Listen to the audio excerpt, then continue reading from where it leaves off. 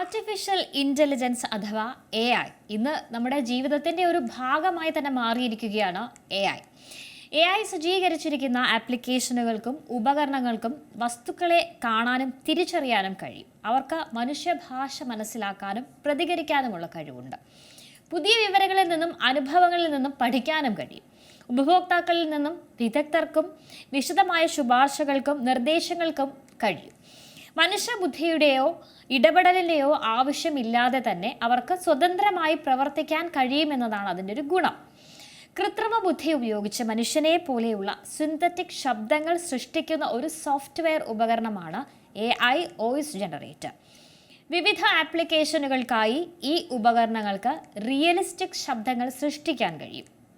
AI voice ജനറേറ്ററുകൾക്ക് മനുഷ്യന്റെ സംസാര രീതികൾ വിശകലനം ചെയ്യാനും അനുകരിക്കുന്നതിനും കഴിയും. അവർക്ക് വ്യത്യസ്ത ഭാഷകളിലും ടോണുകളിലും ശൈലികളിലും ശബ്ദങ്ങൾ ഉണ്ടാക്കാൻ കഴിയും. കൂടാതെ ഉപയോക്തൃ ഇൻപുട്ടിൻ്റെ അടിസ്ഥാനമാക്കി ഇഷ്ടമുള്ള ശബ്ദങ്ങൾ ഉണ്ടാക്കാനും കഴിയും.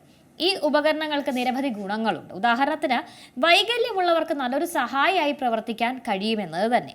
കൂടാതെ ചാറ്റ് ബോട്ടുകൾക്കും വോയിസ് അസിസ്റ്റന്റുകൾക്കുമായി മെച്ചപ്പെട്ട ഉപഭോക്തൃ സേവനം, ഓഡിയോ ബുക്കുകൾ, പോഡ്കാസ്റ്റുകൾ എന്നിവയ്ക്കുള്ള മെച്ചപ്പെട്ട രീതികൾ തുടങ്ങി വിവിധ മേഖലകളിലാണ് ഈ AI ഗുണം ചെയ്യുന്നത്.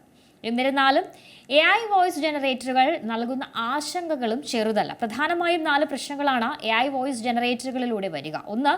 വോയിസ് ക്ലോണിംഗ് അഥവാ ആൻഡ് ഐഡന്റിറ്റി മോഷണം. 2. ഡീപ്പ് ഫേക്കുകൾ, തെറ്റായ വിവരങ്ങൾ. 3. തൊഴിൽ നഷ്ടം. പിന്നെ വരുന്നത് AIക്ക് നൽകിയിട്ടുള്ള ഡേറ്റകൾക്ക് അനുസൃതമായി മാത്രമേ അവയ്ക്ക് പ്രവർത്തിക്കാനാവൂ. അതുകൊണ്ട് തന്നെ ഡാറ്റകൾക്കനുസരിച്ച് പക്ഷപാതപരമായൊരു നിലപാടും ഇതിൽ സംഭവിച്ചേക്കാം. പുതിയ വാർത്തകളും വിശേഷങ്ങളും ഇനി വിരൽ തുമ്പിൽ. എല്ലാ ഡിജിറ്റൽ പ്ലാറ്റ്ഫോമുകളിലും ഇപ്പോൾ സീ മലയാളം ന്യൂസ് ലഭ്യം.